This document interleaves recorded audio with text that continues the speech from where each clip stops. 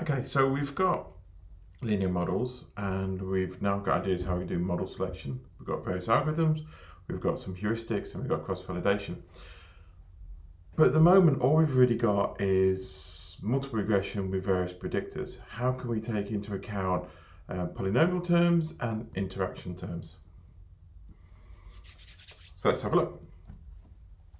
So the nice thing is, if I want to have a polynomial, so here I've got a response variable yi, I've got my intercept, and I've got beta 1 xi. If I wanted to have extra polynomial terms, xi2 up to xir, it's still a linear model. I can still write it in this form. I still have my noise term, the epsilon I, which is going to be IID normal with a mean of 0 and a variance of sigma squared. And the question is, you look at it and go, well, that's not linear.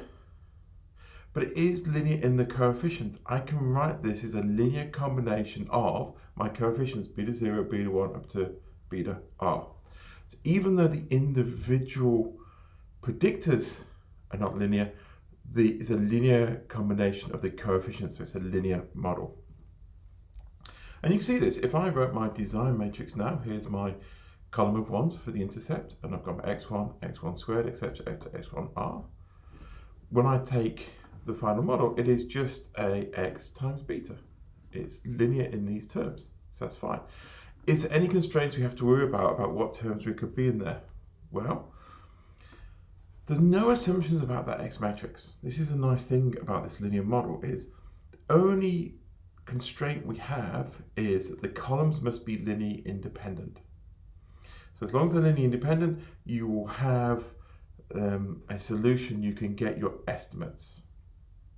And it just fits in the linear model. If I want to do my prediction polynomial, I can just use exactly the same way as we did the general multiple regression.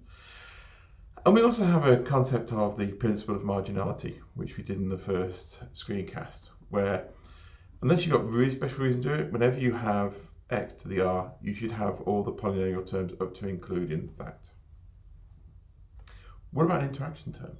What if I want to say that perhaps the effect of one predictor is influenced by another predictor?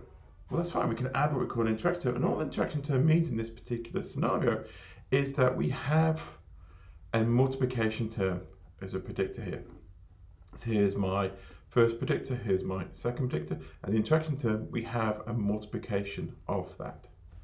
And if we look at the design matrix, you would basically put, this would be all your observed values for the first predictor, here's your second predictor, and to get this column, I would just take element-wise this column times this column to get it.